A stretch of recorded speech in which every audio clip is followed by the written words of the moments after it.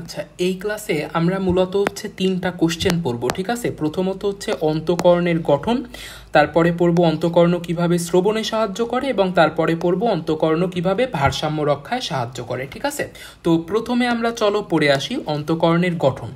অন্তঃকরণের গঠন যদি আমাদের সৃজনশীলে আমাদের কাছে গ নাম্বারে জানতে চায়, তাহলে আমরা আসলে বই থেকে এইখান থেকে শুরু করে আমরা এই পর্যন্ত লাইন হচ্ছে আমরা লিখবো, এবং এই দাগানো লাইনগুলো আমরা লিখবো, প্লাস কিছু ছবি আঁকবো, যে ছবিটা আমি তোমাদের এখন এঁকে দিব, এবং এইখানে দাগানো প্রত্যেকটা লাইন আমি বুঝাই দিব, ঠিক আছে।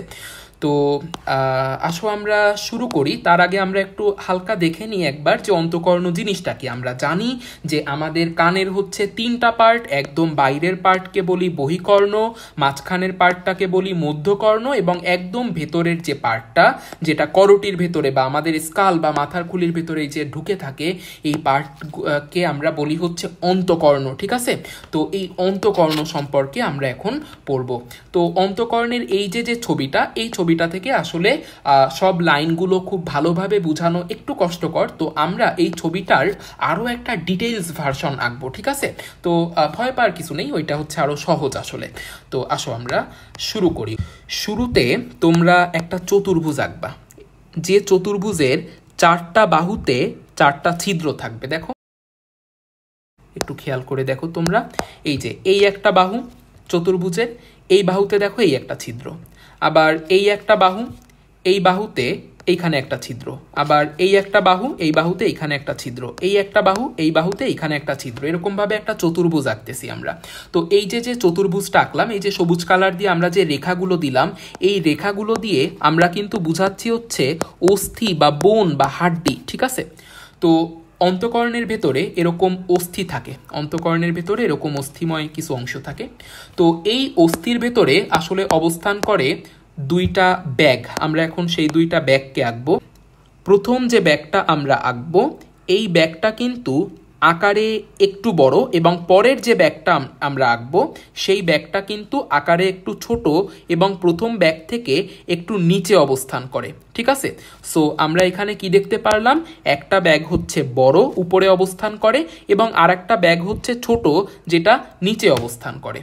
তো যে ব্যাগটা হচ্ছে বড়, এই যে ব্যাগটা বড়, এই ব্যাগটাকে আমরা বলবো হচ্ছে, এই ব্যাগটার একটা নাম দিই আসো। এই বড় ব্যাগটাকে আমরা বলবো হচ্ছে ইউট্রিকুলাস। বড় ব্যাগটাকে আমরা কি বলবো? ইউট্রিকুলাস। ইউট্রিকুলাস শব্দের অর্থ হচ্ছে ব্যাগ।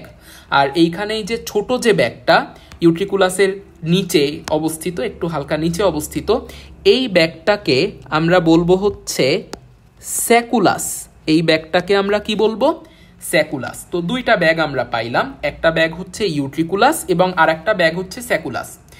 এখন এই ইউট্রিকুলাস এবং স্যাকুলাস একটা নালি দিয়ে পরস্পর যুক্ত, একটা নালি দিয়ে ইউট্রিকুলাস এবং স্যাকুলাস পরস্পর যুক্ত। এই যে নালিটা দিয়ে ইউট্রিকুলাস এবং স্যাকুলাস পরস্পর যুক্ত, এই নালিটার নাম হচ্ছে ইউট্রিকো। এই নালিটা যেহেতু ইউট্রিকুলাস এবং স্যাকুলাসকে একসাথে যুক্ত করছে, তাই এই নালিটার নাম হচ্ছে ইউট্রিকোস্যাকুলার নালি। এই নালিটার নাম কি? ইউট্রিকোস্যাকুলার নালি। ইউট্রিকো কারণ কি? কারণ এইটা ইউট্রিকুলাসকে যুক্ত করছে। স্যাকুলার কারণ কি? কারণ এইটা স্যাকুলাসকেও যুক্ত করছে। আচ্ছা, তো এই যে ইউট্রিকুলাসটা আমরা দেখতে পারতেছি, এই ইউট্রিকুলাস থেকে আবার কতগুলো নালি বের হবে, ঠিক আছে। ধরো এই যে আমরা এই যে কয়েকটা ছিদ্র আঁকছি না, মনে রাখবাই প্রত্যেকটা ছিদ্র দিয়ে এক একটা নালি বের হবে। এইখানে আমি যে তিনটা ছিদ্র মার্ক করলাম, এই তিনটা ছিদ্রের প্রত্যেকটা ছিদ্র দিয়ে একটা একটা করে নালি বের হবে, এবং নালিগুলো তৈরি হবে কোথা থেকে? ইউট্রিকুলাস থেকে। এইভাবে একটা নালি বের হবে, আবার এইভাবে আরেকটা নালি বের হবে, আবার এইভাবে আরেকটা নালি বের হবে।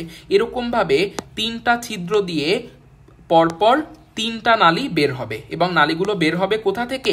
ইউট্রিকুলাস থেকে, ঠিক আছে। তো আমরা আসো নালিগুলোকে ভালোভাবে এঁকে ফেলি। দেখো, এইখান থেকে আসলো, এইখান থেকে এসে তারপরে এইভাবে মিশায় দিবা, ঠিক আছে। এইবার দ্বিতীয় নালিটা আমরা আঁকি। দ্বিতীয় নালিটা এই যে এইখান থেকে বের হলো, এবং এইখান থেকে বের হয়ে আমরা এইখানে মিশাই দেব, অনেকটা লাভ আকৃতির একটা চিহ্ন হয়েছে, ঠিক আছে।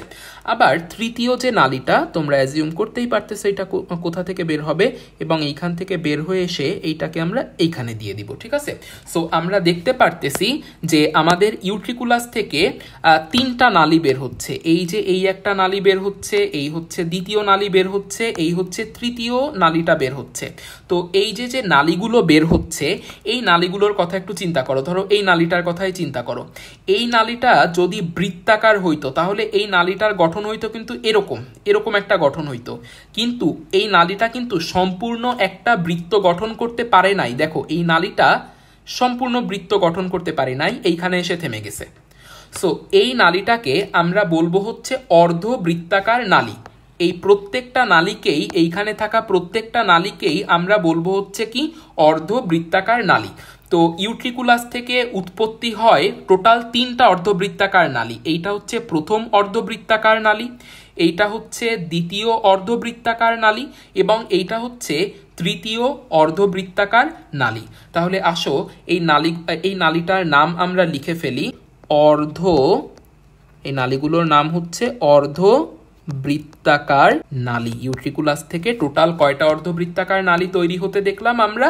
তিনটা অর্ধবৃত্তাকার নালী তৈরি হতে দেখলাম। আচ্ছা, খুব ভালো কথা। এরপরে এই যে ইউট্রিকুলাস এবং স্যাকুলাস, এদেরকে আমরা একটু ঘরের মতো আঁকবো। আমাদের যে রুম বা ঘর বা বিল্ডিং যাই বলো না কেন, সেইভাবে এই ইউট্রিকুলাসকে এবং স্যাকুলাসকে আঁকবো। একটা উদ্দেশ্য আছে আমার আঁকার, ঠিক আছে। এটা তোমাদের পরীক্ষার খাতায় আঁকার দরকার নেই, আমি একটা জিনিস বোঝানোর জন্য আঁকতেছি।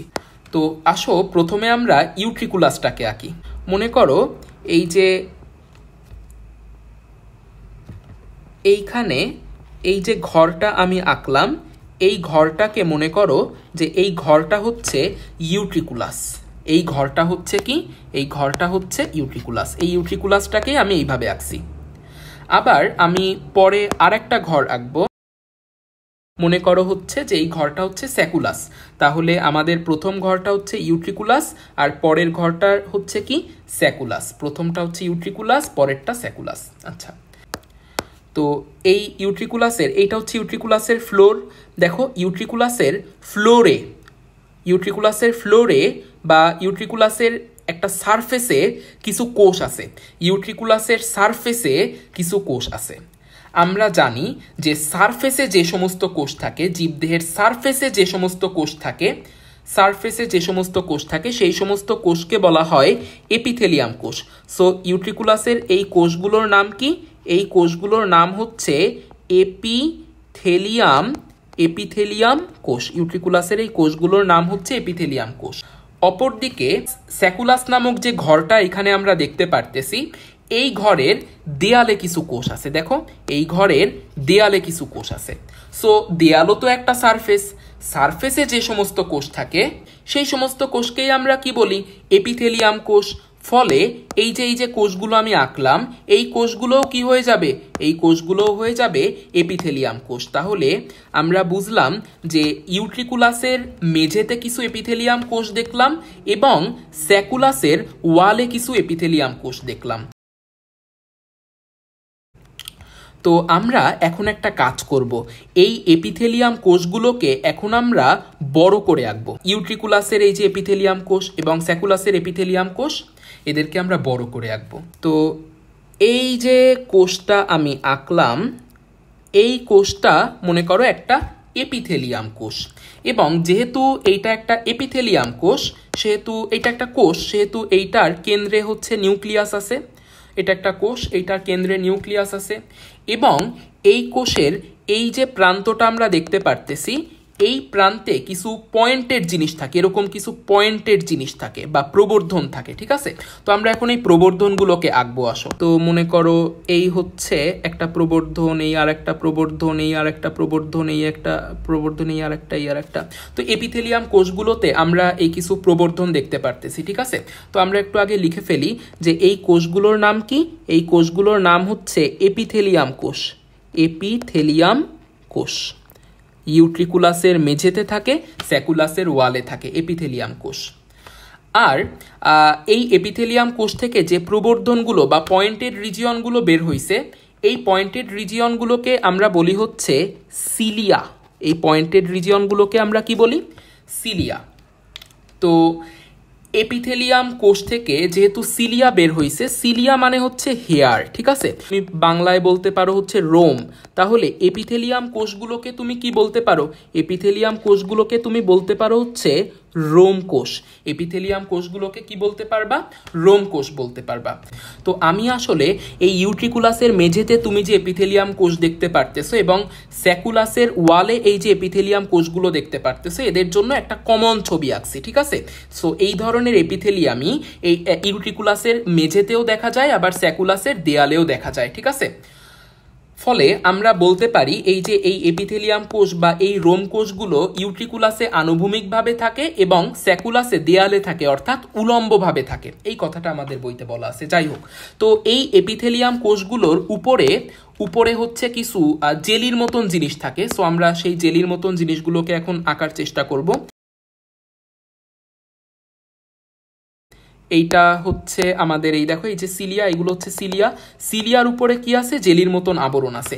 আবার এই জেলির মতন আবরণের ভেতরে কিছু পাথর থাকে, দেখো এই যে কিছু পাথর থাকে। তো বলা হয় যে এই পাথরগুলো ক্যালসিয়াম কার্বনেট দিয়ে তৈরি, তাই এই পাথরগুলোকে বলা হয়, অটোলিথ। এই পাথরগুলোকে কি বলা হয়? অটোলিথ। লিথ শব্দটার মানেই কিন্তু পাথর, লিথ শব্দটার মানেই কিন্তু পাথর, ঠিক আছে?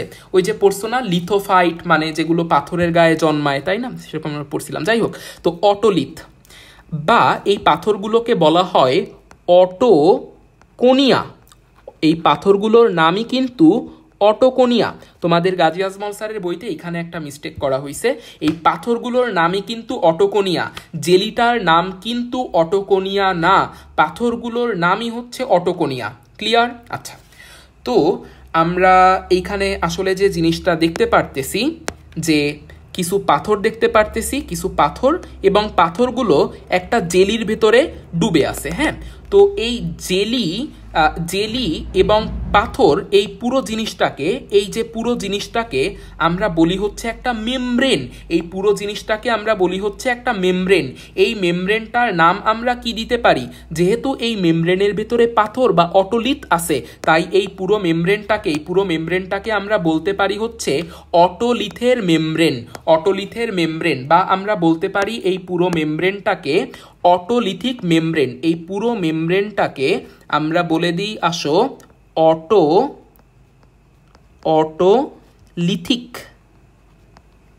Otolithic membrane. তো এইখানে এখন পর্যন্ত আমরা এই যে স্ট্রাকচারটা দেখলাম না, মজার বিষয় কি জানো? আমাদের আরও একটা জায়গায় এই স্ট্রাকচারটা থাকে, আমি তোমাদের বুঝাচ্ছি। দেখো, আমাদের ইউট্রিকুলাস থেকে দেখো আমরা 3টা অর্ধবৃত্তাকার নালী বের হইতে দেখছিলাম, এই একটা এবং এই আর একটা।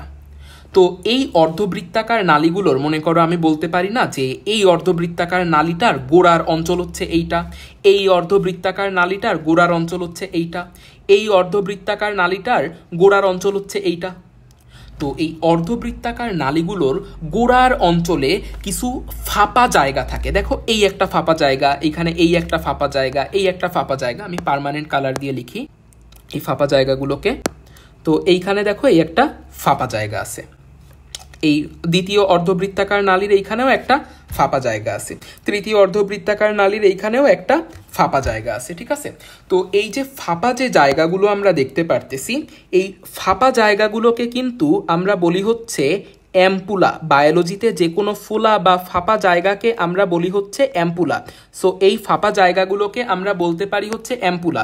সো আমরা বলতে পারি এই একটা অ্যাম্পুলা, এইখানে এই একটা অ্যাম্পুলা, অর্ধবৃত্তাকার নালীর ফোলা অংশ এই একটা অ্যাম্পুলা। হ্যাঁ, এগুলো হচ্ছে অ্যাম্পুলা। মনে করো আমি হচ্ছে এইটুক জায়গাকে আমি এখন একটু বড় করে আঁকবো, এইটুক জায়গাকে এখন আমি হচ্ছে বড় করে আঁকবো।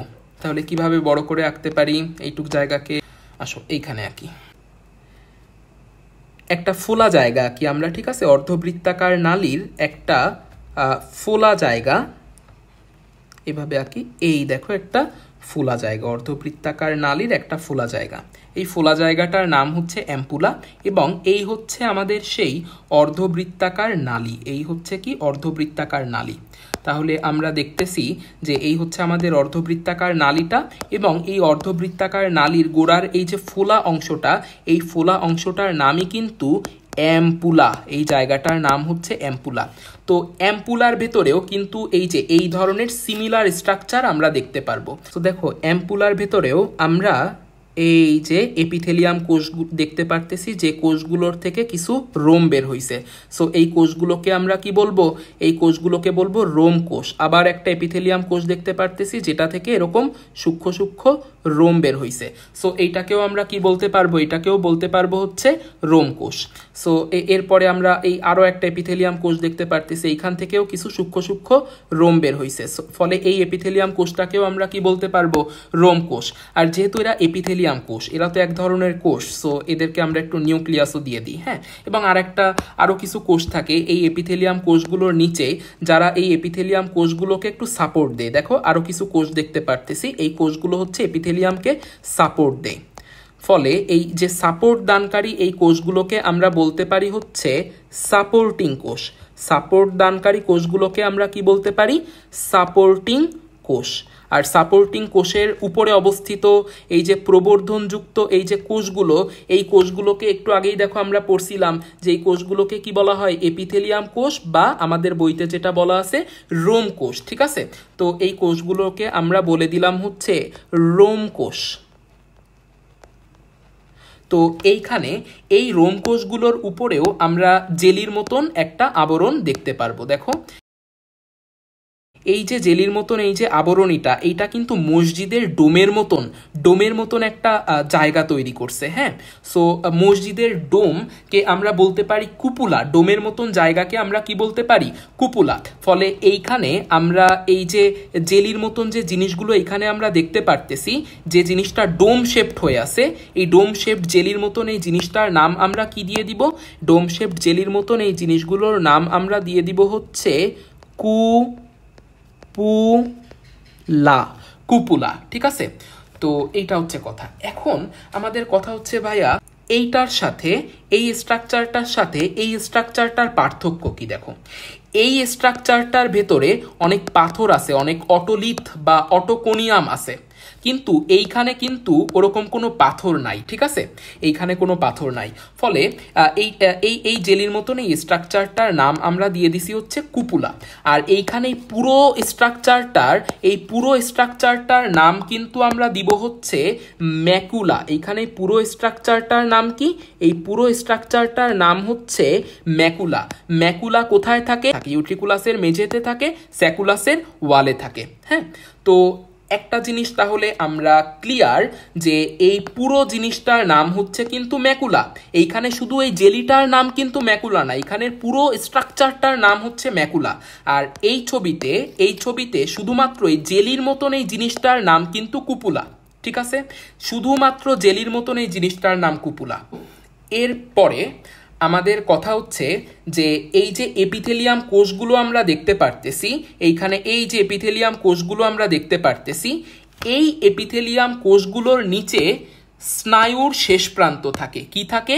স্নায়ুর শেষ প্রান্ত থাকে। দেখো এই যে এইখানে দেখো এই যে এই এপিথেলিয়াম কোষ, এর নিচে এই দেখো স্নায়ুর শেষ প্রান্ত। যেহেতু এরা স্নায়ুর শেষ প্রান্ত, তাই এদের আমরা নাম দিতে পারি হচ্ছে নার্ভ টার্মিনাল। এদের নাম আমরা কি দিতে পারি? Nerve terminal. নার্ভ মানে স্নায়ু, টার্মিনাল মানে শেষ প্রান্ত, এরা হচ্ছে স্নায়ুর শেষ প্রান্ত। সো এইখান থেকে কিছু তন্তুর মতন জিনিস বের হবে। দেখো এই যে নার্ভ টার্মিনালগুলো থেকে কিছু তন্তুর মতন জিনিস বের হবে, এই তন্তুগুলোকে আমরা বলি হচ্ছে স্নায়ু তন্তু। এইখান থেকে যে তন্তুগুলো বের হচ্ছে, এই তন্তুগুলোর নাম কিন্তু স্নায়ু তন্তু। নার্ভ টার্মিনাল থেকে বের হচ্ছে স্নায়ুতন্তু, এই যে স্নায়ুতন্তু বের হচ্ছে।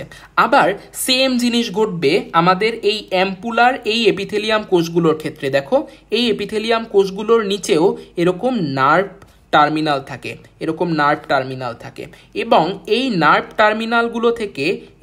টার্মিনাল থেকে বের হয় স্নায়ুতন্তু। এই যে স্নায়ুতন্তু, এবং এই সব স্নায়ুতন্তুগুলো মিলিত হয়। ঠিক আছে, যাই হোক, তাহলে আমরা এখন পর্যন্ত কি দেখলাম? ইউট্রিকুলাস এবং স্যাকুলাস। ইউট্রিকুলাস এবং স্যাকুলাসের ভেতরে থাকে হচ্ছে আমাদের ম্যাকুলা। ইউট্রিকুলাস, এই যে ইউট্রিকুলাস এবং স্যাকুলাস, এদের ভেতরে থাকে এরকম একটা স্ট্রাকচার। এই ধরনের স্ট্রাকচারকে আমরা কি বলি? ম্যাকুলা বলি। আর এই যে অ্যাম্পুলাগুলো আমরা দেখতে পারতেছি, অ্যাম্পুলার ভেতরে এই ধরনের একটা স্ট্রাকচার থাকে। হ্যাঁ, এই ধরনের স্ট্রাকচার থাকে অ্যাম্পুলার ভেতরে। এই জেলিটাকে আমরা বলি হচ্ছে কুপুলা, তার নিচে থাকে এই যে রোম কোষ। হ্যাঁ, রোম কোষের নিচে থাকে হচ্ছে সাপোর্টিং কোষ। এগুলো আমরা দেখতে পারতেছি। যাই হোক, এখন আমাদের কথা হচ্ছে আমাদের কিছু মুভমেন্ট বুঝতে হবে। হ্যাঁ, কিছু মুভমেন্ট বুঝতে হবে। দেখো, এই যে এই ছেলেটা একদম দেখো সরলরৈখিক পথে সামনে আগায় যাচ্ছে, সরলরৈখিক পথে সামনে আগায় যাচ্ছে। ফলে এই ছেলের যে মুভমেন্ট, এই মুভমেন্টকে কিন্তু আমি বলতে পারি হচ্ছে লিনিয়ার মানে সরলরৈখিক। এই মুভমেন্টকে আমি বলতে পারি হচ্ছে লিনিয়ার মুভমেন্ট। এই ছেলের মুভমেন্টকে আমি কি বলতে পারি? Linear movement. হ্যাঁ, আবার মনে করো যে একটা ছেলে এরকম উপরে দাঁড়ানো, এখন ও একদম সোজা নিচের দিকে লাফ দিছে। ফলে ওর ক্ষেত্রে কিন্তু গ্র্যাভিটি কাজ করতেছে, গ্র্যাভিটি ওকে নিচের দিকে নামাচ্ছে। ফলে ওর মুভমেন্টকে আমরা বলতে পারি হচ্ছে গ্র্যাভিশনাল মুভমেন্ট। এরপরে তৃতীয় এই যে লোকটাকে আমরা দেখতে পারতেছি, এই লোকটা দেখো বিভিন্ন দিকে ঘুরতেছে, একবার এই দিকে ঘোরে তো একবার এই দিকে ঘুরতেছে। ফলে ইনি হচ্ছে ঘুরতেছে, ঘোরা মানে রোটেশন। সো এই ধরনের মুভমেন্ট, এই যে এই লোকটা যে মুভমেন্টটা করতেছে, এই ধরনের মুভমেন্টকে কিন্তু আমরা বলতে পারি রোটেশনাল।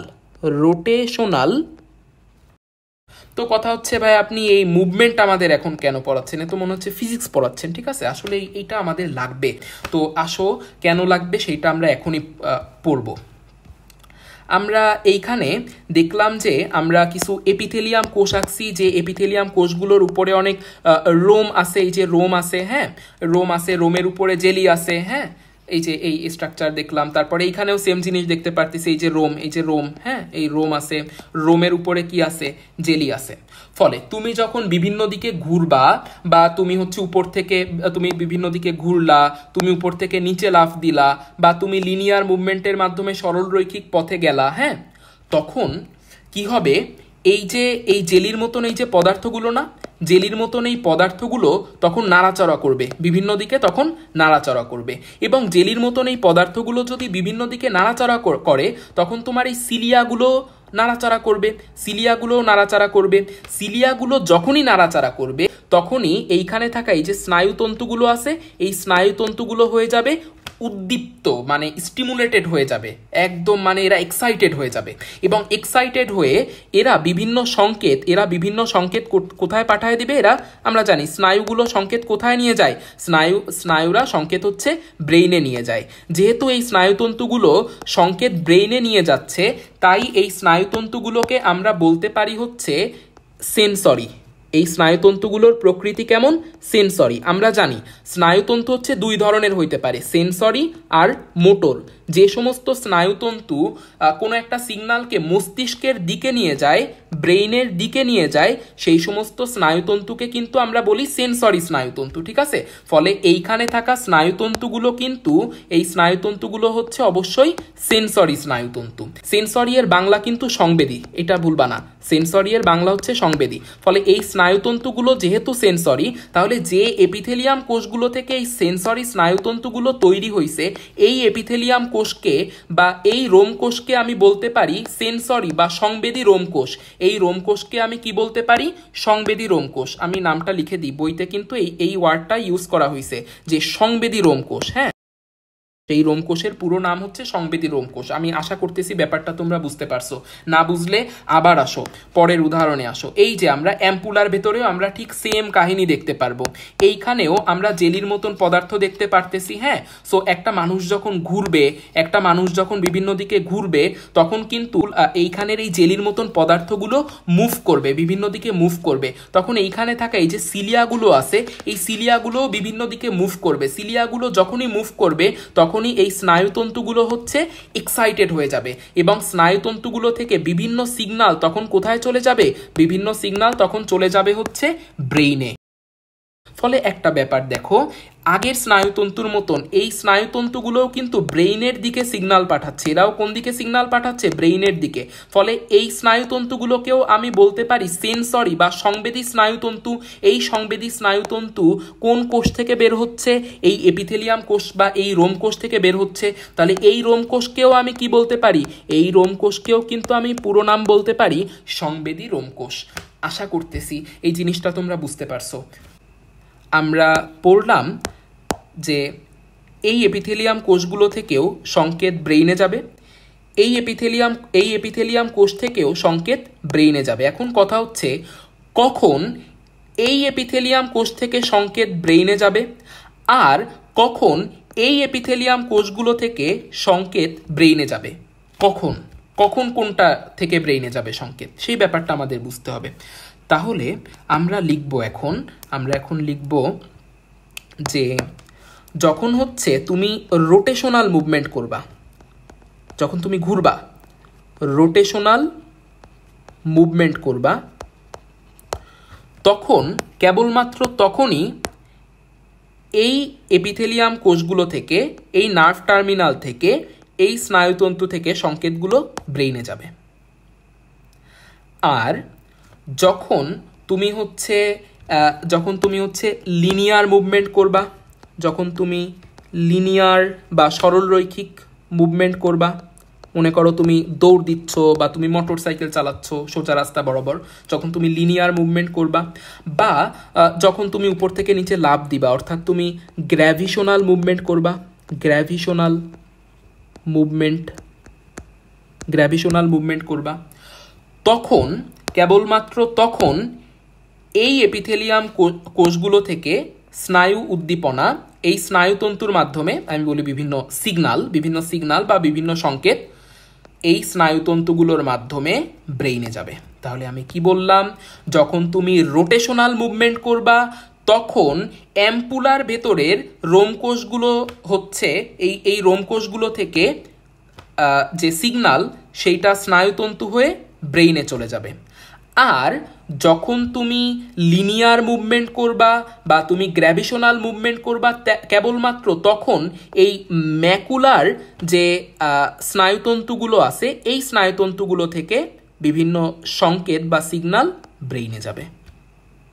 এইবার আমরা আর একটু জিনিস দেখে আমরা বইয়ের টেক্সটে চলে যাব, ঠিক আছে? তো আমরা এইখানে দেখতেছি যে ইউট্রিকুলাস থেকে টোটাল হচ্ছে 3টা নালী বের হচ্ছে, এই একটা নালী, এই একটা নালী। এই যে 2টা নালী না, এই 2টা নালী কিন্তু উলম্বভাবে আছে, এই 2টা নালী হচ্ছে উলম্বভাবে আছে। আর পরের যে নালীটা এইটা কিন্তু আনুভূমিকভাবে আছে। ফলে আমরা বলবো যে উলম্বভাবে থাকে 2টা নালী, আনুভূমিকভাবে থাকে একটা নালী। এই কথাটা বইয়ের ভেতরে আমরা পাবো। প্লাস বইয়ের ভেতরে আমরা আরও একটা জিনিস পাবো, সেটা হচ্ছে দেখো এই যে অ্যাম্পুলা কার পার্ট? অ্যাম্পুলা হচ্ছে অর্ধবৃত্তাকার নালীর একটা পার্ট। আমরা পড়ছি অর্ধবৃত্তাকার নালীর ফোলা অংশটাকে আমরা বলি হচ্ছে অ্যাম্পুলা। যাই হোক, তো এই যে অ্যাম্পুলা, এই যে ইউট্রিকুলাস, এই যে স্যাকুলাস, এদের ভেতরে কি আছে? এদের ভেতরে আছে হচ্ছে এই ধরনের অঙ্গগুলো। এখন এই অঙ্গগুলো কি হচ্ছে? যখনই তুমি কোনো ধরনের মুভমেন্ট করতেছো, তুমি উপর থেকে নিচে লাফ দিচ্ছ, হ্যাঁ, তুমি হচ্ছে ধরো লিনিয়ার মুভমেন্ট করতেছো, তুমি রোটেশনাল মুভমেন্ট করতেছো, তখনই এই সমস্ত জিনিসের এই জেলি হচ্ছে আন্দোলিত হচ্ছে, হ্যাঁ, এবং সিগন্যাল এই স্নায়ুতন্তুর মাধ্যমে তোমার ব্রেইনে যাচ্ছে, এইগুলো আমরা পড়ছি। এবং ব্রেইনে যখন এই সিগন্যালগুলো যাবে যে ব্রেইন, তোমার বডি কিন্তু এখন লিনিয়ার মুভমেন্ট করতেছে, তোমার বডি কিন্তু এখন রোটেশনাল মুভমেন্ট করতেছে, তোমার বডি কিন্তু এখন গ্র্যাভিশনাল মুভমেন্ট করতেছে, এই সংকেতগুলো যখন ব্রেইনে যাবে তখন ব্রেইন কিন্তু একটা প্রয়োজনীয় ব্যবস্থা নিবে তোমার দেহের ভারসাম্য রক্ষা করার জন্য। অর্থাৎ এই সমস্ত জিনিসগুলো কিন্তু আমাদের ভারসাম্য রক্ষা করার জন্য সাহায্য করতেছে। এরা কিসে সাহায্য করতেছে? ভারসাম্য রক্ষাতে সাহায্য করতেছে, ঠিক আছে? অর্থাৎ এই যে ইউট্রিকুলাস এবং স্যাকুলাসে কি আছে? ইউট্রিকুলাস এবং স্যাকুলাসে আছে ম্যাকুলা, এবং আমাদের এই যে অ্যাম্পুলার ভেতরে আছে এই স্ট্রাকচারটা, ঠিক আছে? তো যাই হোক, এই স্ট্রাকচারগুলো কি করতেছে? আমাদের ভারসাম্য রক্ষায় সাহায্য করতেছে। ফলে আমরা এই যে ইউট্রিকুলাস, এই যে স্যাকুলাস, এই যে অর্ধবৃত্তাকার নালীর এই যে অ্যাম্পুলা বা অর্ধবৃত্তাকার নালী যাই বলো, ইউট্রিকুলাস, স্যাকুলাস, অর্ধবৃত্তাকার নালী, এরা তিনজনই কিন্তু আমাদের ভারসাম্য রক্ষা করতে সাহায্য করতেছে। ফলে এই ইউট্রিকুলাস, স্যাকুলাস এবং অর্ধবৃত্তাকার নালী, এদের তিনজনকে একসাথে তুমি বলতে পারো একটা অ্যাপারেটাস। এই ইউট্রিকুলাস, এই স্যাকুলাস এবং এই যে অর্ধবৃত্তাকার নালীগুলো, হ্যাঁ, ইউট্রিকুলাস, স্যাকুলাস এবং অর্ধবৃত্তাকার নালী, এদেরকে একসাথে আমরা বলতে পারি হচ্ছে একটা অ্যাপারেটাস। অ্যাপারেটাস কেন? অ্যাপারেটাস মানে হচ্ছে যে ধরো মানবদেহের অনেকগুলো জিনিস যখন একত্রে একটা কাজ করে তখন সেই জিনিসগুলোকে একসাথে আমরা বলতে পারি হচ্ছে অ্যাপারেটাস। সো এইখানে আমাদের ইউট্রিকুলাস, স্যাকুলাস এবং আমাদের অর্ধবৃত্তাকার নালী হচ্ছে একটা অ্যাপারেটাস হিসেবে কাজ করে। এই অ্যাপারেটাসটা কি করে? এই অ্যাপারেটাসটার কমন কাজ কি? এরা ভারসাম্য রক্ষা করে। যেহেতু ভারসাম্য রক্ষা করে, আমরা মনে রাখবো, যেহেতু এরা ভারসাম্য রক্ষা করতেছে, তাই এদেরকে আমরা বলবো হচ্ছে ভেস্টিবুলার অ্যাপারেটাস। এদেরকে আমরা কি বলবো? ভেস্টিবুলার অ্যাপারেটাস বলবো। যেহেতু ভারসাম্যতে ভ, ভেস্টিবুলারেও ভ, আমি এইভাবে মনে রাখতাম। তো যাই হোক, আমরা এখন বইয়ের টেক্সটে চলে যাই। বইয়ের টেক্সটে কি আছে লেখা আছে আমরা একটু দেখি। এই যে এইখানে ভারসাম্যের অঙ্গ, এই যে ভেস্টিবুলার অ্যাপারেটাস। ভেস্টিবুলাস অ্যাপারেটাসের ভেতরে তিনটা জিনিস আছে, একটা হচ্ছে ইউট্রিকুলাস, আর একটা হচ্ছে স্যাকুলাস, আর আছে হচ্ছে অর্ধবৃত্তাকার নালী। অর্ধবৃত্তাকার নালী কয়টা? তিনটা। এই অর্ধবৃত্তাকার নালীগুলো কোথা থেকে তৈরি হয়? ইউট্রিকুলাস থেকে তৈরি হয়, এইটাও বইতে লেখা আছে, ঠিক আছে। ম্যাকুলা, ম্যাকুলা মানে হচ্ছে কি রোমকোষগুলো কিন্তু ম্যাকুলার অংশ ছিল। দেখো এই যে ম্যাকুলা আমরা কই আঁকছিলাম একটু দেখো, এই যে এইখানে আমরা আঁকছিলাম হচ্ছে ম্যাকুলা। এই ম্যাকুলা কোথায় ছিল? ইউট্রিকুলাসে আনুভূমিকভাবে ছিল, আর স্যাকুলাসে দেয়ালে ছিল, অর্থাৎ উলম্বভাবে ছিল। এই কথাটাও কিন্তু আমাদের বইতে বলা আছে, ঠিক আছে, যে ইউট্রিকুলাসের মেঝেতে ম্যাকুলা কিভাবে থাকে? আনুভূমিকভাবে, এবং স্যাকুলাসের প্রাচীরে এই ম্যাকুলাটা কিভাবে থাকে? উলম্বভাবে অবস্থান করে। তারপরে দেখো লেখা আছে ম্যাকুলায় সংবেদী রোমকোষ থাকে। দেখো তো এই যে এইটা হচ্ছে আমাদের ম্যাকুলা। এই ম্যাকুলায় এই যে এপিথেলিয়াম কোষগুলো আছে, এই এপিথেলিয়াম কোষগুলো থেকে যেহেতু রোম বের হচ্ছে, তাই এই এপিথেলিয়াম কোষগুলোকে আমরা বলতেছিলাম রোমকোষ। এবং এই রোমকোষ থেকে যেহেতু এমন এমন স্নায়ু বের হচ্ছে, যে স্নায়ুতন্তুগুলো হচ্ছে মস্তিষ্কের দিকে সিগন্যালকে নিয়ে যাচ্ছে, এই স্নায়ুতন্তুগুলোকে আমরা বলি সংবেদী বা সেন্সরি স্নায়ু। ফলে এই রোমকোষগুলোর নাম কি হয়ে যাবে? সেন্সরি বা সংবেদী রোমকোষ। সেই কথাটাই কিন্তু এইখানে বইতে বলা হচ্ছে, ঠিক আছে। এই দেখো এই যে সংবেদী রোমকোষ থাকে ম্যাকুলায়, সংবেদী রোমকোষ থাকে। তারপরে ম্যাকুলায় কি থাকে? ক্যালসিয়াম কার্বনেট কণিকা থাকে। এই ক্যালসিয়াম কার্বনেট কণিকাটার নাম কি? অটোকোনিয়া। অটোকোনিয়া মানে বহুবচন, অটোকোনিয়াম মানে হচ্ছে এক বচন, ঠিক আছে। তো যাই হোক, এই বইতে কিন্তু একটু অন্যরকম ভাবে লেখা আছে, বাট আমরা আসলটা পড়বো। এই ক্যালসিয়াম কার্বনেটের কণিকা বা এই পাথরগুলোকেই কিন্তু আমরা বলি হচ্ছে এই যে অটোকোনিয়াম, ঠিক আছে। তো এই অটোকোনিয়াম বা এটাকে আমরা বলি হচ্ছে অটোলিথ। এইটাকে আমরা কি বলি? এই অটোকোনিয়ামকে আমরা কি বলতে পারি? এই পাথরগুলোকে আমরা অটোলিথও বলতে পারি। তাহলে অটোলিথ যেহেতু এই জেলির ভেতরে আছে, দেখো তো এই যে আমরা আরেকটু ফিরে যাই, এই যে এই অটোলিথগুলো যেহেতু এই জেলির ভেতরে আছে, তাহলে পুরো এই জিনিসটাকে, পুরো এই মেমব্রেনটাকে আমি কি বলতে পারি? Otolithic membrane. এই মেমব্রেনে যেহেতু অটোলিথ নামক পাথর আছে, এই মেমব্রেনকে আমি বলতে পারি অটোলিথিক মেমব্রেন। এই কথাগুলোই কিন্তু আমাদের বইতে বলা আছে যে এই যে অটোলিথিক মেমব্রেনের ভেতরে আমাদের হচ্ছে অটোলিথ বা পাথরগুলো গেঁথে থাকে। যাই হোক, এরপরে কি আছে? এই যে অর্ধবৃত্তাকার নালীর যে স্ফীত অংশ, সেই স্ফীত অংশকে আমরা বলি হচ্ছে অ্যাম্পুলা। অ্যাম্পুলার ভেতরে কি থাকে? কুপুলা থাকে এবং সংবেদী কোষ থাকে। কই আমরা দেখে আসছি কিন্তু এই জিনিসগুলো। এই যে এই ফোলা জায়গাটার নাম হচ্ছে অ্যাম্পুলা। অ্যাম্পুলার ভেতরে এইগুলো হচ্ছে সংবেদী রোমকোষ, এইগুলো হচ্ছে সংবেদী রোমকোষ, এবং এই জিনিসটার নাম হচ্ছে কুপুলা। তাহলে অ্যাম্পুলার ভেতরে সংবেদী রোমকোষ এবং কুপুলা থাকে। এই ব্যাপারগুলো আমরা দেখে আসছি। আমাদের যে স্যাকুলাস আছে, এই স্যাকুলাসের এইটা হচ্ছে স্যাকুলাসের অঙ্কীয় দিক, এইটা হচ্ছে স্যাকুলাসের অঙ্কীয় দিক বা নিচের দিক। স্যাকুলাসের এই অঙ্কীয় দেশ থেকে একটা নালী বের হবে, যে নালীটা এরকম শামুকের খোলসের মতন পেঁচানো থাকবে। দেখো স্যাকুলাসের অঙ্কীয় দেশ থেকে একটা নালী বের হচ্ছে, একটা নালি বের হচ্ছে, এবং এই নালিটা কতবার প্যাচ খাবে জানো? এই নালিটা আসলে প্যাচ খাবে 3.25 বার। 3.25 বার, অর্থাৎ আমরা বলি না এখন 2:45 বাজে, সেরকম 3.25 বার, অর্থাৎ 3 বারের একটু কম বার প্যাচ খাবে। সো দেখো, এই একবার প্যাচ খাইলো, এই আরেকবার প্যাচ খাইলো, এবং এই আরেকবার প্যাচ খাইলো, 3 বারের একটু কম বার প্যাচ খাইলো। যাই হোক, তোমাদের এত হিসাব করার দরকার নেই, এরকমভাবে আঁকলেই হচ্ছে। তো স্যাকুলাস থেকে এই যে শামুকের খোলসের মতো দেখতে যে পেঁচানো নালিকাটা বের হইল, এই নালিটাকে আমরা বলবো হচ্ছে ককলিয়ার। ককলিয়ার মানে হচ্ছে শামুকের খোলসের মতো পেঁচানো, তো এটাকে বলবো ককলিয়ার নালি। এইটাকে কিন্তু কখনোই ককলিয়া বলবা না, এটাকে ককলিয়া বলবা না। ককলিয়া, যেমন আমি দেখলাম ওই আলিম স্যারের বইতেও ককলিয়া লেখা, ককলিয়া বলা যাবে না, এটা ককলিয়া না, এটা হচ্ছে ককলিয়ার নালি। এই ককলিয়ার নালির চারিদিকে যে অস্থিটা থাকে সেইটাকে আমরা বলি ককলিয়া, আমি একটু পরে দেখাচ্ছি। তো এটা হচ্ছে আমাদের ককলিয়ার নালি। তো আমি কি বললাম, এই ককলিয়ার নালির চারিদিকে অস্থি থাকে। তাহলে আসো আমরা অস্থিকে এঁকে ফেলি। শুরু থেকেই অস্থিকে আমরা হচ্ছে সবুজ কালার দিয়ে আঁকতেছিলাম।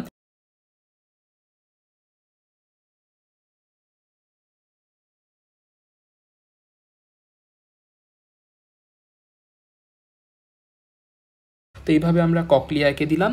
এরপরে আমরা আরেকটু কারুকার্য করতে পারি, জানো, আমরা এই ছবিটাকে এভাবে কারুকার্য করতে পারি। আমরা একটু নিচ দিয়ে এরকমভাবে একটা দাগ দিব। দাগ দেওয়ার পরে আগে আরেকটা কথা বলে নিই, এই যে এইখানে আর যে এই অর্ধবৃত্তাকার নালি আছে, এখন ককলিয়ার নালির চারিদিকে যদি অস্থি থাকে, তাহলে অর্ধবৃত্তাকার নালি কি দোষ করলো? ওদের চারিদিকে অস্থি থাকবে, সেই অস্থিগুলোকেও চলো আমরা আগে এঁকে ফেলি। এই যে অর্ধবৃত্তাকার নালির চারিদিকে থাকা অস্থি, অর্ধবৃত্তাকার নালির চারিদিকেও এরকম অস্থি থাকে। এই যে অর্ধবৃত্তাকার নালির চারিদিকে থাকা অস্থি, তারপরে এই যে আরেকটা অর্ধবৃত্তাকার নালি, এর চারিদিকেও কি থাকবে? অস্থি থাকবে। এই যে এর চারিদিকেও কি আছে? অস্থি আছে। সেরকম কিছু পার্ট আমরা আঁকলাম। এরপরে আমরা এইখানে একটা এরকম একটা দাগ দিব। দাগ দেওয়ার পরে এই দাগটাকে আমরা এরকমভাবে আগায় দিব, সামনে আগায় দিব। হ্যাঁ, এরপরে আমরা এইভাবে একটা দাগ দিব, এইভাবে একটা দাগ দিলাম। তারপরে হচ্ছে আমরা এইখানে এরকমভাবে দাগ দিয়ে দিব, ঠিক আছে? কারণ বোন তো মানে অস্থি তো বেশ মোটা হয়, তাই তো আমরা এরকম একটু এঁকে দিতে পারি। এবং আমরা উপর থেকে এইখানেও আমরা একটা দাগ দিয়ে দিতে পারি। এভাবে এঁকে দিলে আমাদের পুরো অন্তঃকরণের গঠনটা আসলে হয়ে যাচ্ছে, ঠিক আছে? আমরা বললাম এইটা হচ্ছে আমাদের ককলিয়ার নালি, শামুকের মতন পেঁচানো, এবং ককলিয়ার নালির চারিদিকে এইটা হচ্ছে অস্থি। তো আমরা এখন একটা কাজ করব। আমরা দেখো এইটুক পার্টকে আমরা এখন বড় করে আঁকবো।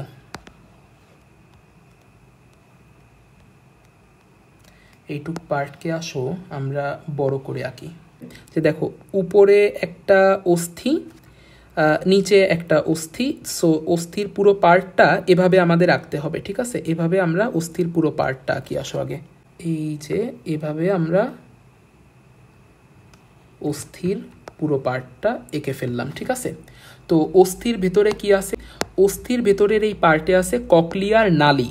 তো যে কোনো নালীর গায়ে কয়টা পর্দা থাকে? আমি একটু ধরো তোমাদের দেখাই যে সারা জীবন তোমরা রক্তনালী এঁকে আসতেছো জীববিজ্ঞানে। তো রক্তনালী তোমরা কিভাবে আঁকো? যখন আঁকো তখন রক্তনালীকে কি তোমরা এভাবে আঁকো, এই যে এভাবে রক্তনালী আঁকো। অর্থাৎ একটা রক্তনালীর ভেতরে কয়টা মেমব্রেন? এই যে উপরের দিকে এই হচ্ছে একটা মেমব্রেন, এই হচ্ছে 2 নাম্বার মেমব্রেন। ফলে যে কোনো নালীতে 2টা মেমব্রেন থাকে, ঠিক আছে? যে কোনো নালীতে 2টা মেমব্রেন থাকে। আমাদের এই যে ককলিয়ার নালী, তাহলে এই ককলিয়ার নালীর এই সাইডে একটা মেমব্রেন আর এই সাইডে একটা মেমব্রেন আমরা চিন্তা করে নিতে পারি। সো ককলিয়ার নালীকে যেহেতু আমরা নীল কালার দিয়ে আঁকছি, সো ককলিয়ার নালীর 2টা মেমব্রেনকেও আমরা নীল কালি দিয়ে আঁকবো, ঠিক আছে? আসো আমরা এঁকে ফেলি ককলিয়ার নালী। হ্যাঁ, ককলিয়ার নালী এরকম আমরা এঁকে ফেললাম, ঠিক আছে? এই যে উপরের দিকে, এই যে এই পুরো স্ট্রাকচারটার দিকে একটু খেয়াল করো। এই স্ট্রাকচারের উপরের দিকে আমরা একটা মেমব্রেন দেখতে পারতেছি, আবার নিচের দিকে আমরা আরেকটা মেমব্রেন দেখতে পারতেছি। তো আমি যেটা বলবো সেটা হচ্ছে, এই যে এই স্ট্রাকচারের ভেতরে শব্দ প্রথমে এইখানে আসে, এইখান থেকে এসে শব্দটা এইভাবে এই দিকে চলে আসে, ঠিক আছে। ফলে একটা জিনিস দেখো, এই দিকে এই যে ইউট্রিকুলাস, স্যাকুলাস, এদেরকে আমরা কি বলতেছিলাম? এদেরকে আমরা বলতেছিলাম না যে এরা হচ্ছে ভেস্টিবিউলার অ্যাপারেটাস? মনে করে দেখো, এদেরকে আমরা বলতেছিলাম ভেস্টিবিউলার অ্যাপারেটাস। তাহলে দেখো, তোমার এই যে ভেস্টিবিউলার অ্যাপারেটাস থেকে শব্দ সর্বপ্রথম এই স্ট্রাকচারের কোন পার্টে আসতেছে? এই পার্টে আসতেছে। ফলে এইখানের এই যে ফাঁকা জায়গাটা বা এই যে এই প্রকোষ্ঠটাকে আমরা বলবো হচ্ছে স্ক্যালা ভেস্টিবিউলি। দেখো, এই প্রকোষ্ঠটার নাম আমরা দিব হচ্ছে স্ক্যালা। স্ক্যালা শব্দের মানে হচ্ছে সিঁড়ি। এই পুরো এই স্ট্রাকচারের ভিতরে 3টা সিঁড়ি আছে, এই একটা। স্ক্যালা শব্দের মানে হচ্ছে সিঁড়ি। ফলে এই প্রকোষ্ঠটার নাম আমরা দিব, বা এই সিঁড়িটার নাম আমরা দিব হচ্ছে স্ক্যালা। তারপরে আমরা লিখব হচ্ছে, যেহেতু ভেস্টিবিউলার অ্যাপারেটাস থেকে এই প্রকোষ্ঠের ভেতরেই সর্বপ্রথম শব্দ আসে, তাই এই প্রকোষ্ঠটার নাম আমরা দিব হচ্ছে স্ক্যালা ভেস্টিবুলি।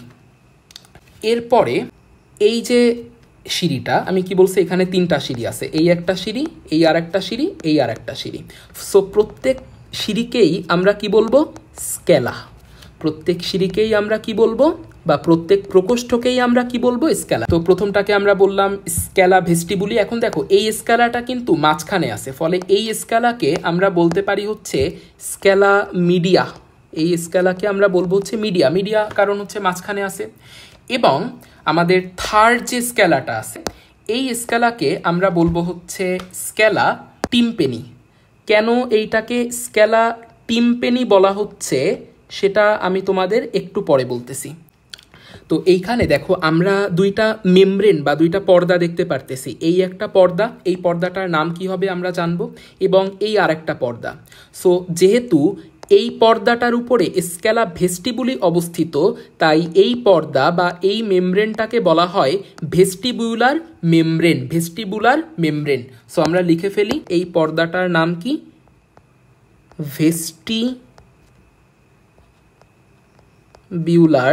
ভেস্টিবিউলার মেমব্রেন মানেই হচ্ছে পর্দা। আর নিচের দিকে এই যে পর্দাটা আমরা দেখতে পারতেছি, এই পর্দার উপরে কিছু রোমকোষ, আগে আমরা যেমন রোমকোষ দেখাইছিলাম সেরকম কিছু রোমকোষ বা কিছু হেয়ার সেল অবস্থান করে। ফলে এই যে মেমব্রেনটা হচ্ছে হেয়ার সেলের ভিত্তি হিসেবে কাজ করে। তাই এই মেমব্রেনটাকে আমরা বলবো হচ্ছে ভিত্তি মেমব্রেন বা বেজিলার মেমব্রেন, ঠিক আছে। এই মেমব্রেনটার নাম আমরা দিয়ে দিই, আসো, বেজিলার মেমব্রেন। তো আমরা কি বললাম, যে বেজিলার মেমব্রেনের উপরে কিছু হেয়ার সেল অবস্থান করবে। আসো আমরা হেয়ার সেলগুলোকে এঁকে ফেলি। তো এইটা হচ্ছে আমাদের বেজিলার মেমব্রেন, তাই না? এটা হচ্ছে আমাদের বেজিলার মেমব্রেন। এই বেজিলার মেমব্রেনের উপরে এই দেখো একটা হেয়ার সেল, এই দেখো আর একটা হেয়ার সেল। হেয়ার মানে এই কোষগুলোর দেখো চুল আছে, তাই এই কোষগুলোকে আমরা বলতেছি হচ্ছে হেয়ার সেল, বা তুমি রোম কোষও বলতে পারো। তো এইগুলো হচ্ছে আমাদের হেয়ার সেল। তো এই হেয়ার সেল গুলোর উপরে আমরা একটা জেলির মতন একটা আবরণ দেখব। এই যে জেলির মতন, তোমরা একটু খেয়াল করো তো, এই কালারটা হয়তো ভালোভাবে খেয়াল করা যাচ্ছে না, বাট আমি বুঝাইতে চেষ্টা করতেছি। এই হেয়ার সেলগুলোর উপরে দেখো জেলির মতন একটা আবরণ থাকে, ফলে বলতে পারো এটা হচ্ছে হেয়ার সেলের ছাদ। এটা হচ্ছে কি? হেয়ার সেলের ছাদ। তো হেয়ার সেলের উপরের এই ছাদটাকে আমরা বলি হচ্ছে টেক্টোরিয়াল পর্দা। এই ছাদটার নাম কি? এই ছাদটার নাম হচ্ছে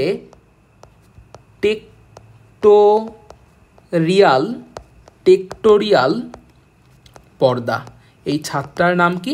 টেক্টোরিয়াল পর্দা। তো দেখো, এই ছাদটার কাজ আসলে কি? আমি তোমাদের বলছিলাম যে শব্দ সর্বপ্রথম এই স্ট্রাকচারের এইখানে এসে ঢুকবে, স্ক্যালা ভেস্টিবুলিতে ঢুকবে। এরপরে শব্দটা চলে আসবে স্ক্যালা টিম্পেনিতে, শব্দ তরঙ্গ স্ক্যালা টিম্পেনিতে চলে আসবে। যখনই তরঙ্গটা স্ক্যালা টিম্পেনির ভেতরে আসছে, তখনই এই যে বেজিলার মেমব্রেন, এই বেজিলার মেমব্রেন কাঁপতে থাকবে, উপরে নিচে কাঁপতে থাকবে বেজিলার মেমব্রেন। তো বেজিলার মেমব্রেন যখনই কেঁপে কেঁপে একটু উপরের দিকে উঠবে, তখন এই হেয়ার সেলগুলো এই টেক্টোরিয়াল পর্দার সাথে ইন টাচে আসবে, টেক্টোরিয়াল পর্দাকে টাচ করবে, এই সেলগুলো টেক্টোরিয়াল পর্দাকে টাচ করবে। হেয়ার সেলগুলো থেকেও কিছু স্নায়ুতন্তু বের হয়েছে, এই দেখো একটা স্নায়ুতন্তু, এই আর একটা স্নায়ুতন্তু, মানে প্রত্যেকটা হেয়ার সেল থেকে স্নায়ুতন্তু বের হয়েছে।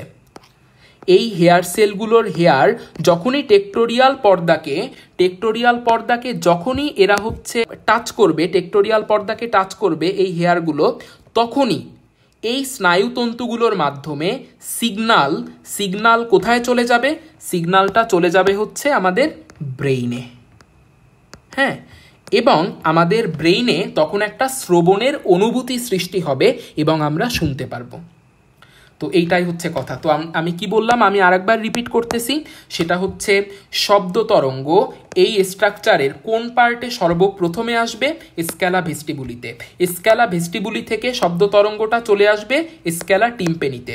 ফলে স্ক্যালা টিম্পেনিতে শব্দ তরঙ্গ আসার ফলে এই স্তরে একটা কম্পন দেখা দিবে। এই কম্পনের ফলে এই হেয়ার সেলগুলো উপরে নিচে কাঁপাকাঁপি করবে। যখনই এরা উপরের দিকে উঠবে, এই হেয়ার সেলগুলো যখনই এই টেক্টোরিয়াল পর্দা নামক এই ছাদের সাথে ধাক্কা খাবে, তখনই এই হেয়ার সেলগুলোর এই যে স্নায়ুতন্তু আছে, এই স্নায়ুতন্তুগুলোর মাধ্যমে বিভিন্ন সিগন্যাল কোথায় চলে যাবে?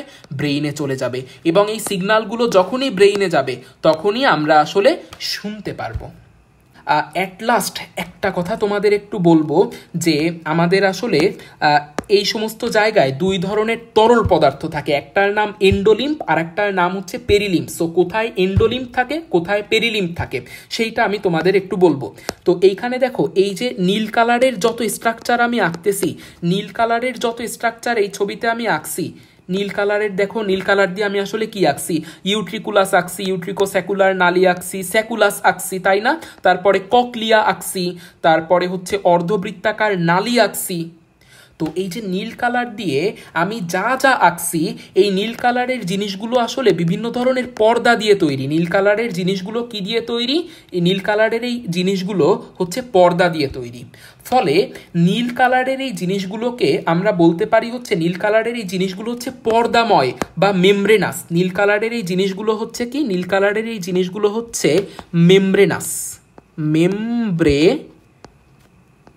মেমব্রেনাস শব্দটার মানে হচ্ছে মেমব্রেনময় বা পর্দাময়।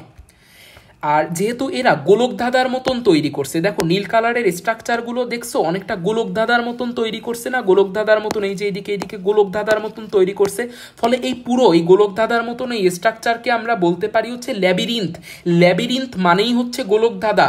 ফলে নীল কালারের এই পুরো স্ট্রাকচারটাকে আমরা বলতে পারি হচ্ছে মেমব্রেনাস ল্যাবিরিন্থ। নীল কালারের এই পুরো স্ট্রাকচারকে আমরা কি বলবো? Membranous labyrinth. আর আমাদের এই মেমব্রেনাস ল্যাবিরিন্থের চারিদিকে দেখো, এই যে সবুজ কালারের অস্থিময় অংশ আছে। মেমব্রেনাস ল্যাবিরিন্থের চারিদিকে সবুজ কালারের অস্থিময় অংশ আছে। সো সবুজ কালারের এই অস্থিময় যে অংশগুলো, এরাও দেখো একটা গোলক ধাঁধা তৈরি করছে। এই যে সবুজ কালারের এই অস্থিময় গোলক ধাঁধাকে আসলে আমরা বলে দিব হচ্ছে অস্থিময় ল্যাবিরিন্থ। এইটাকে আমরা কি বলে দিব? অস্থিময় ল্যাবিরিন্থ।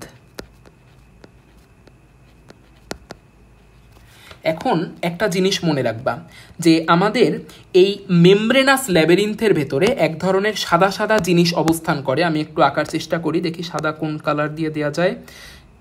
এই কালারটা ইউজ করি, ঘিয়ে কালার। সো দেখো, এইটা হচ্ছে আমাদের মেমব্রেনাস ল্যাবিরিন্থের অংশ, এই যে ইউট্রিকুলাস। এই ইউট্রিকুলাসের ভেতরে দেখো সাদা সাদা এক ধরনের তরল থাকে। হ্যাঁ, অর্থাৎ আমাদের এই পুরো মেমব্রেনাস ল্যাবিরিন্থগুলোর ভেতরে কি থাকবে? সাদা সাদা তরল থাকবে। তো আমি যতদূর পারি আর কি এই মেমব্রেনাস ল্যাবিরিন্থের ভেতরে সাদা তরলগুলো ঢুকায় দিই, ঠিক আছে? সো পুরো এই মেমব্রেনাস ল্যাবিরিন্থের এইখানেও কি আছে? সাদা সাদা তরল থাকবে। আচ্ছা, আমি এই ডট দিয়ে সময় নষ্ট না করি, ঠিক আছে? তোমাদের আসলে যেটা বুঝাইতে চাচ্ছি সেটা হচ্ছে, এই মেমব্রেনাস ল্যাবিরিন্থের ভেতরে সাদা কালারের এক ধরনের তরল থাকে। এই তরলগুলো কোথায় থাকে? মেমব্রেনাস ল্যাবিরিন্থের ভেতরে। মেমব্রেনাস ল্যাবিরিন্থের ভেতরে এই যে সাদা কালারের এই যে তরল পদার্থগুলো, এই যে সাদা কালারের এই তরল পদার্থগুলো, এদের নাম আমরা দিতে পারি হচ্ছে এন্ডোলিম্ফ। এদের নাম আমরা কি দিতে পারি? এন্ডোলিম্ফ। এন্ডো মানে ভিতরে এবং লিম্ফ মানে হচ্ছে সাদা। যেহেতু এরা মেমব্রেনাস ল্যাবিরিন্থের ভেতরে থাকে তাই এদের নাম এন্ডোলিম্ফ। আবার আরও এক ধরনের সাদা পদার্থ আছে, আরও এক ধরনের, এইটারে আমি একটু এই কালারটা দিয়ে আঁকি। এই দেখো, এই মেমব্রেনাস ল্যাবিরিন্থ আর অস্থিময় ল্যাবিরিন্থের মাঝখানেও কিছু সাদা কালারের পদার্থ থাকে। দেখো, এইটা হচ্ছে আমাদের মেমব্রেনাস ল্যাবিরিন্থ আর এইটা হচ্ছে আমাদের অস্থিময় ল্যাবিরিন্থ। এই মেমব্রেনাস ল্যাবিরিন্থ আর অস্থিময় ল্যাবিরিন্থের মাঝখানেও সাদা সাদা কিছু তরল পদার্থ থাকে। তো এইখানে থাকা এই সাদা সাদা তরল পদার্থগুলোকে আসো আমি একটু আঁকার চেষ্টা করি। এই যে এইখানে কিছু সাদা সাদা তরল পদার্থ থাকে, ঠিক আছে, এইখানে কিছু, অর্থাৎ পুরো মেমব্রেনাস ল্যাবিরিন্থ আর অস্থিময় ল্যাবিরিন্থের মাঝখানে সাদা সাদা কিছু তরল পদার্থ থাকে।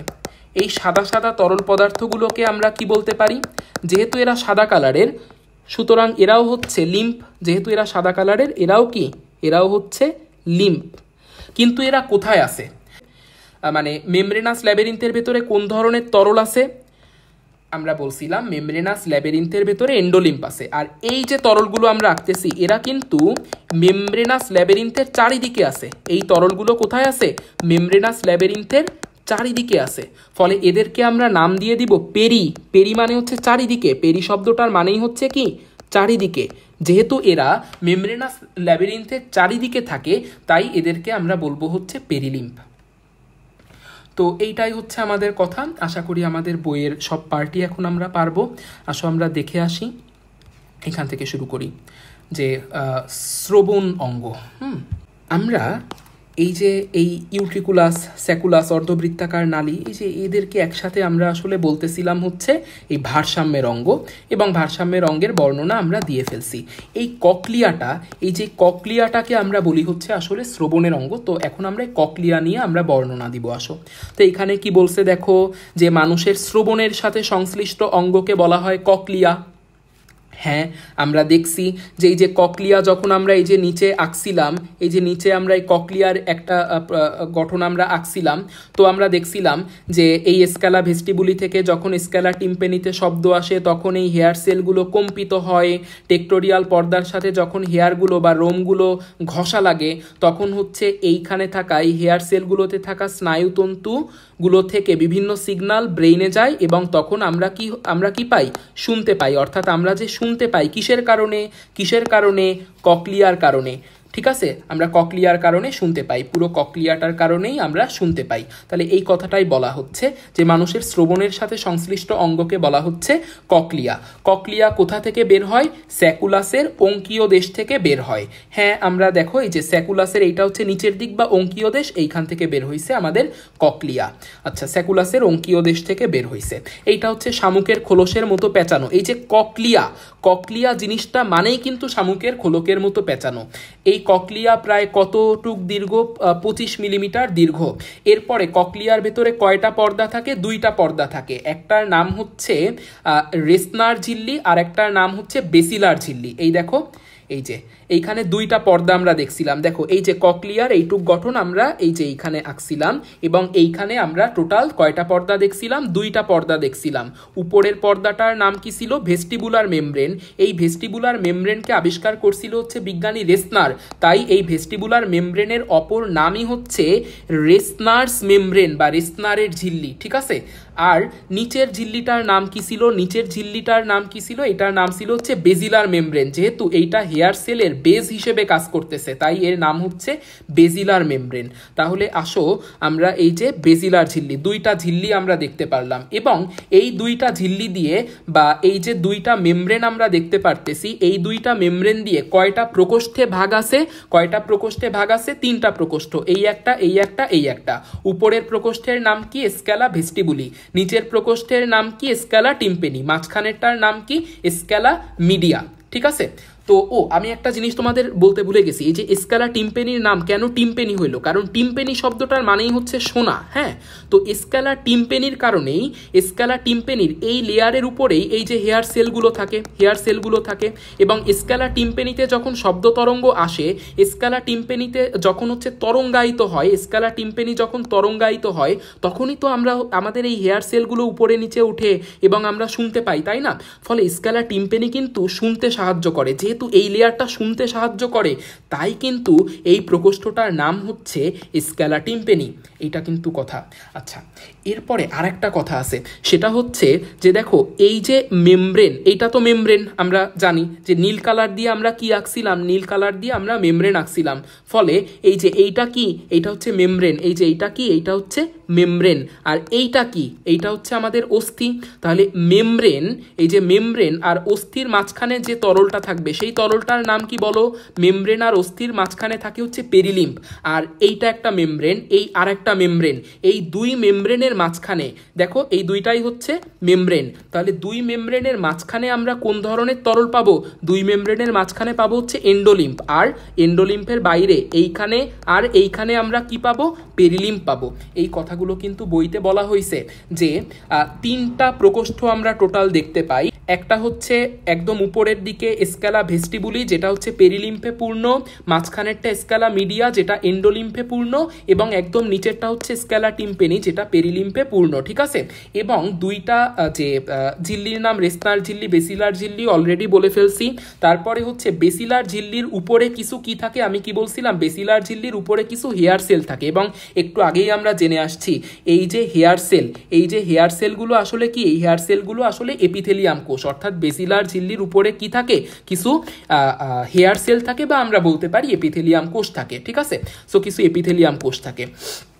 আচ্ছা, তো এইখানে এই যে এপিথেলিয়াম কোষ দেখতে পারতেছি, এপিথেলিয়াম কোষগুলোর নিচে বেসিলারের ঝিল্লি দেখতে পারতেছি, তার উপরে আমরা একটা ছাদ দেখতে পারতেছি যেটার নাম হচ্ছে টেক্টোরিয়াল পর্দা।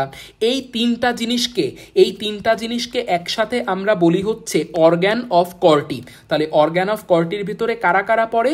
এই যে টেক্টোরিয়াল পর্দা, এই যে এপিথেলিয়াম কোষ বা হেয়ার সেল, তারপরে এই যে বেসিলার মেমব্রেন, এই তিনটা জিনিসকেই একসাথে আমরা বলি হচ্ছে কি?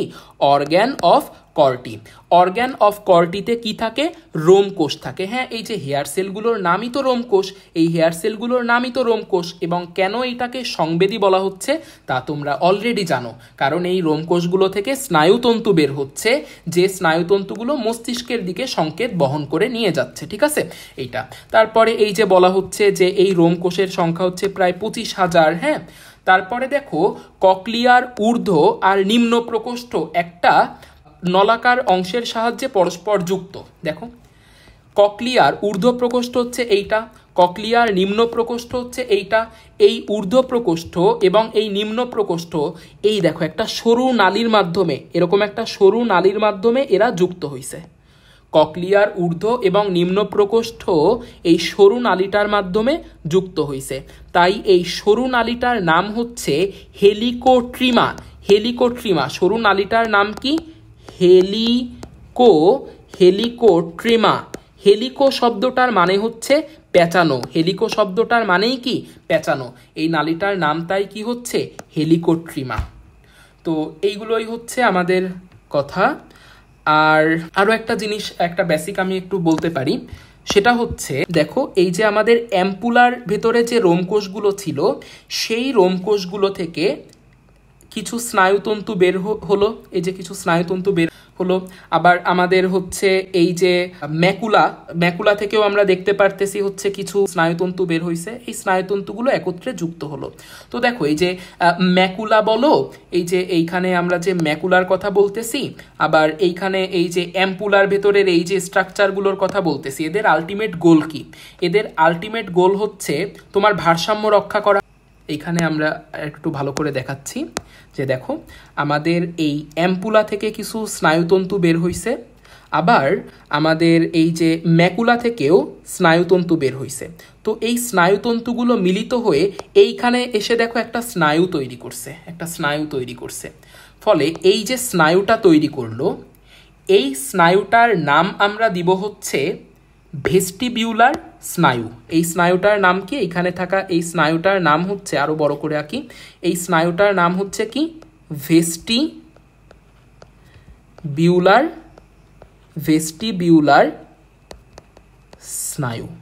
কারণ আমরা জানি যে এই যে এইখানে আমরা যে দুইজন স্ট্রাকচারকে আমরা দেখতে পারতেছি, এই দুইটা স্ট্রাকচার হচ্ছে ভারসাম্য রক্ষার সাথে জড়িত। কানের মেইন কাজ দুইটা, একটা হচ্ছে ভারসাম্য আর একটা কাজ হচ্ছে কি শ্রবণ। তো এরা দুইজন কিন্তু ভারসাম্যের সাথে জড়িত, আর শ্রবণের সাথে জড়িত হচ্ছে এই ককলিয়া। ফলে এই দুইটা স্ট্রাকচার যেহেতু ভারসাম্যের সাথে জড়িত, এদের থেকে যে নার্ভটা তৈরি হলো সেই নার্ভটার নাম কি হবে? Vestibular nerve. ভ ফর ভারসাম্য, এই স্নায়ুটার নাম কি? ভেস্টিবিউলার স্নায়ু। আবার আমরা বললাম যে এই যে আমাদের যে ককলিয়া ছিল, ককলিয়া থেকে কিছু স্নায়ুতন্তু বের হয়ে এই স্নায়ুতন্তুগুলো মিলেও দেখো একটা স্নায়ু তৈরি করছে, এখানে এরা মিলেও একটা স্নায়ু তৈরি করছে। আচ্ছা, এই ব্রেইন লেখাটা আমি একটু কেটে দিই, ব্রেইনটা একটু পরে দেখাচ্ছি, ঠিক আছে? এই ব্রেইন লেখাটা আমি একটু পরে দেখাচ্ছি, ব্রেইন লেখাগুলো একটু পরে দেখাবো। এইখান থেকে যে স্নায়ুতন্তুগুলো আসতেছে, এই স্নায়ুতন্তুগুলো মিলে এইখানে আরেকটা স্নায়ু তৈরি করবে এইখানে। আচ্ছা, স্নায়ুতন্তুগুলো মিলে হচ্ছে স্নায়ু তৈরি করবে। আমরা একটু দেখে আসি। এই হচ্ছে ধরো আরও একটা স্নায়ু, এই হচ্ছে আর একটা স্নায়ু। অনেকগুলো স্নায়ুতন্তুগুলো মিলে কি তৈরি করে? একটা স্নায়ু তৈরি করে। অনেকগুলো স্নায়ুতন্তু মিলে কি তৈরি করে?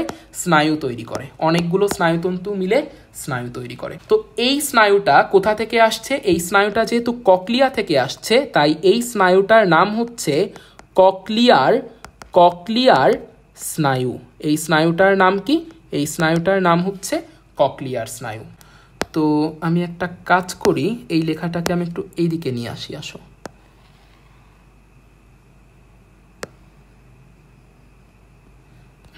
ডান। তো এই যে আমাদের যে ভেস্টিবিউলার স্নায়ু এবং ককলিয়ার স্নায়ু, এরা আবার একসাথে মিলিত হয়ে আর একটা স্নায়ু তৈরি করবে। আমরা একটু দেখে আসি। তো এই ভেস্টিবিউলার স্নায়ু আর এইদিকে হচ্ছে ককলিয়ার স্নায়ু, এরা দুইজন মিলে আরও একটা স্নায়ু তৈরি করলো। তো এই নতুন যে স্নায়ুটা তৈরি হলো, এইখানে এই যে নতুন স্নায়ুটা তৈরি হলো, এই নতুন স্নায়ুটা আসলে দুইটা স্নায়ুর সংমিশ্রণ, ভেস্টিবিউলার স্নায়ু, ককলিয়ার স্নায়ু।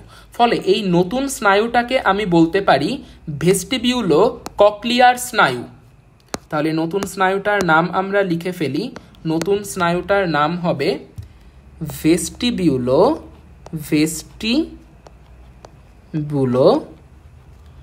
ককলিয়ার স্নায়ু। এই ভেস্টিবিউলো ককলিয়ার স্নায়ু এর অপর নামই হচ্ছে আমাদের অডিটরি স্নায়ু। যদি বলে এটা কত নাম্বার ক্রেনিয়াল নার্ভ বা কত নাম্বার করোটিক স্নায়ু, তাহলে বলবা যে এইটা হচ্ছে 8 নাম্বার করোটিক স্নায়ু। যাই হোক, তো ভেস্টিবিউলো ককলিয়ার স্নায়ু বা অডিটরি স্নায়ু এইটাকে আমরা বলতেছি। তো এইটা ছিল হচ্ছে আমাদের কথা। এবার আমরা বই থেকে বাকি অংশগুলো একটু দেখে ফেলবো। আরও অংশ আছে, যে এই একটা ঘ নাম্বারের কোশ্চেন, যে কানের শ্রবণ কৌশল। আমরা একটু দেখে আসি যে কানের শ্রবণ কৌশলটা কি। দেখো, এইটা হচ্ছে কানের একটা তরুণাস্থিময় অংশ, যেটার নাম হচ্ছে পিনা। শব্দ তরঙ্গ সর্বপ্রথমেই পিনায় আসে, এবং পিনা কি করে? সমস্ত শব্দ তরঙ্গকে কেন্দ্রীভূত করে পাঠায় দেয় হচ্ছে এই নালীটার ভেতরে। এই নালীটার নাম হচ্ছে কি জানো? এই নালীটার নাম হচ্ছে কর্ণকুহর। তাহলে আমরা কি দেখলাম? পিনা হচ্ছে শব্দ তরঙ্গকে কর্ণকুহরে পাঠিয়ে দিচ্ছে। কর্ণকুহর থেকে শব্দ তরঙ্গ চলে যাচ্ছে এইখানে এই ভায়োলেট কালারের এই ডিম্বাকার এই পর্দাটা, এইটার নাম হচ্ছে টিম্পেনিক পর্দা। এই পর্দাটার নাম কি? এই পর্দাটার নাম হচ্ছে টিম্পেনিক পর্দা। তাহলে শব্দ তরঙ্গ টিম্পেনিক পর্দায় যে টিম্পেনিক পর্দাকে কম্পিত করবে। তারপরে টিম্পেনিক পর্দার পরে 3টা হাড় আছে, দেখো, এই হাড়টার নাম হচ্ছে ম্যালিয়াস, তারপরের এই হাড়টার নাম হচ্ছে ইনকাস, তারপরের এই হাড়টার নাম হচ্ছে স্টেপিস। তাহলে এই 3টা হাড়ও কম্পিত হবে, এবং এই 3টা হাড় কম্পিত হওয়ার সময় শব্দ তরঙ্গ প্রায় 20 গুণ বিবর্ধিত হবে। ঠিক আছে? আচ্ছা, 3টা হাড় কম্পিত হলো। এরপরে আমরা দেখতে পারতেছি আমাদের এই মধ্যকর্ণের এই যে প্রাচীর, এইটা হচ্ছে আমাদের মধ্যকর্ণ। তাহলে এই জায়গাটা হচ্ছে মধ্যকর্ণের প্রাচীর। তাহলে মধ্যকর্ণের প্রাচীরে আমরা দেখতে পারতেছি একটা ডিম্বাকার ছিদ্র আছে। ডিম্বাকার ছিদ্রটাকে আমরা বলতেছি ফেনেস্ট্রা ওভালিস। ফেনেস্ট্রা মানে জানালা, এটা হচ্ছে একটা জানালার মতন, এবং ওভালিস মানে ডিম্বাকার, তো এই ছিদ্রটার নাম হচ্ছে ফেনেস্ট্রা ওভালিস। হ্যাঁ, আর নিচের ছিদ্রটা হচ্ছে একটু রাউন্ড মানে রোটান্ডা, তাহলে নিচের জানালাটাকে আমরা কি বলবো? ফেনেস্ট্রা রোটান্ডা। ঠিক আছে, তো যাই হোক, তাহলে ফেনেস্ট্রা ওভালিসের মাধ্যমে শব্দ তরঙ্গ কোথায় প্রবেশ করবে? অন্তঃকর্ণে প্রবেশ করবে। ঠিক আছে, অন্তঃকর্ণে প্রবেশ করবে। তো আমাদের কথা হচ্ছে অন্তঃকর্ণের কোন পার্টে প্রবেশ করবে? অন্তঃকর্ণের কোন পার্টে প্রবেশ করবে আমরা একটু আগে বলে আসছি, অন্তঃকর্ণের স্ক্যালা ভেস্টিবুলিতে প্রবেশ করবে। স্ক্যালা ভেস্টিবুলিতে কোন ধরনের তরল আছে? পেরিলিম্ফ আছে। এই পেরিলিম্ফকে কম্পিত করবে, এরপরে এই কম্পনটা ছড়ায় যাবে স্ক্যালা টিম্পেনির ভেতরে যে পেরিলিম্ফ আছে সেইখানে ছড়ায় যাবে। ঠিক আছে, এই কথাগুলো কিন্তু বইতে বলা আছে। তো স্ক্যালা টিম্পেনির পেরিলিম্ফ যখন কম্পিত হবে তখন আমাদের এই বেজিলার মেমব্রেন কম্পিত হবে। বেজিলার মেমব্রেন কম্পিত হলে আমাদের এই হেয়ার সেলগুলো এই টিম্পেনিক পর্দার সাথে টাচ করবে, এবং এই স্নায়ুগুলোর মাধ্যমে এই স্নায়ুতন্তুগুলোর মাধ্যমে সিগন্যাল কোথায় চলে যাবে? ককলিয়ার স্নায়ুতে চলে যাবে। ককলিয়ার স্নায়ু হয়ে ভেস্টিবিউলো ককলিয়ার স্নায়ুতে চলে যাবে, এবং সেইখান থেকে কোথায় চলে যাবে? সংকেতটা ব্রেইনে চলে যাবে। তো দেখি আমাদের বইতে আসলে কি বলা আছে, আমরা একটু দেখে আসি। আমাদের বইতে বলা আছে যে শব্দ তরঙ্গ হচ্ছে প্রথমে তোমার এই যে অন্তঃকর্ণের কোথায় গেল? স্ক্যালা ভেস্টিবুলিতে গেল, স্ক্যালা ভেস্টিবুলির পেরিলিম্ফে গেল, স্ক্যালা ভেস্টিবুলির পেরিলিম্ফে গেল। এরপরে কোথায় যাবে? এই যে স্ক্যালা টিম্পেনির পেরিলিম্ফে। হ্যাঁ, স্ক্যালা পেরিলিম্ফে যাবে। পেরিলিম্ফে শব্দ তরঙ্গটা যখন আসবে তখন বেজিলার মেমব্রেন কি হবে? বেজিলার পর্দায় কম্পন তৈরি হবে।